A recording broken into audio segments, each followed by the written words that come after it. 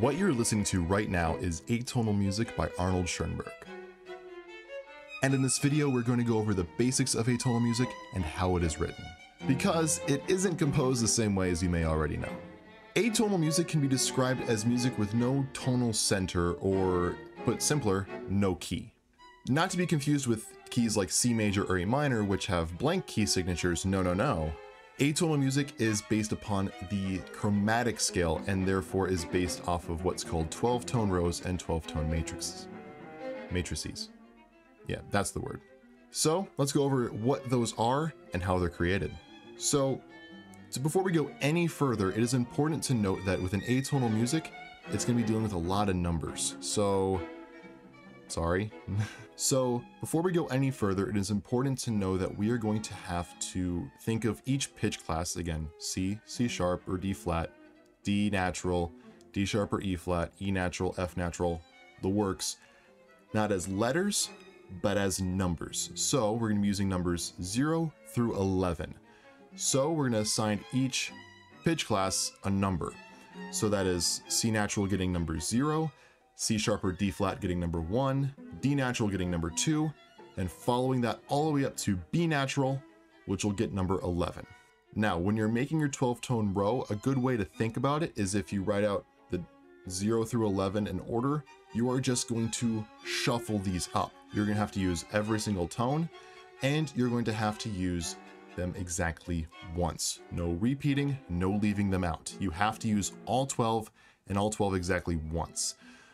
Okay, so I realized that I gave you all bad information in my original shoot of this video, and so I'm just here late at night. If I apologize if I seem tired, it's because I am. The lighting's probably a bit different because the sun went down and I have a window right in front of me, so yeah, the lighting's probably a little bit different. That's the reason why. The main problem I had is once you finish your row is how you get into making your matrix. So first thing you want to do is we have our stock, not stock, but we have my example of a 12-tone row right here. And so the first step, and we'll just use the first 3 numbers for example, just to keep the amount of numbers in this video low. Our first 3 numbers of our row are 5, 9, 6. So what you want to do is you want to transpose the entire 12-tone row, all 12 tones, back to where that 5, or our first tone, that first digit, is a 0. All the intervals afterwards are the same, but that first digit has to be a 0. Now, the first 3 digits for that new transposition would be 0, 4, 1.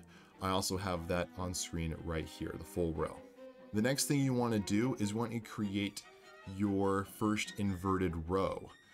Now, this might be a little bit of a complex concept to get, but it's really important that you understand this, and I'm going to do my best to explain it. And it's reciprocation for these numbers. It's reciprocals. Again, C is 0 all the way to B being 11. So going back over into C being 0, you have a closed loop of 12 numbers. Your 13 is 1. Your 27 is 3, if I did that correctly. You know, every 12 numbers you restart. So you have a closed loop of numbers. I forget what mathematical term that is. I'm not going to bother looking it up. A easy reciprocation, if we have 0, 4, 1 for our first 3 numbers of our regular row here, our inverted row should line up with the other digits to add up to 12. So don't worry about the 0, but because it's going to start on 0 no matter what. So starting from 0, 4, 1, then if we're going down, so as our inverted rows are actually going to go from top to bottom, that next digit is going to be 8, because 8 plus 4 is 12. That's inverted. Instead of going up 4, we went down 4. And then the next digit is 1. So from 4 to 1, we went down 3. Well, from 8, we go up 3. So now it's 8 to 11. Another, again, little trick is take those numbers, 8 and 4, or 1 and 11, add them together, you'll get 12. Here is the entirety of that I0 is what it's called, right there. Now from here on out, it can be pretty simple. look at the I0 row and go to I1, or sorry, P1 or T1, the horizontal reading from left to right. So 1, and you simply take your 0 row and you just add 1 to every single number, 11 becoming 0, of course, afterwards. And that's your P1 or T1. And then you add them all up when you go to 2, then you add one more when you go to 3, all the way up to 11. And next thing you know is you have your entirety of the 12-tone matrix completed. This is the most tedious part of the process of writing atonal music. At this point, I explained the rest of this pretty easy, so bear with me if I go back to the mistakes. Just know that this is how you actually make your matrix. So take it away, me, who talks about, you know, transpositions, permutations, retrograde inversion, retrograde inversion.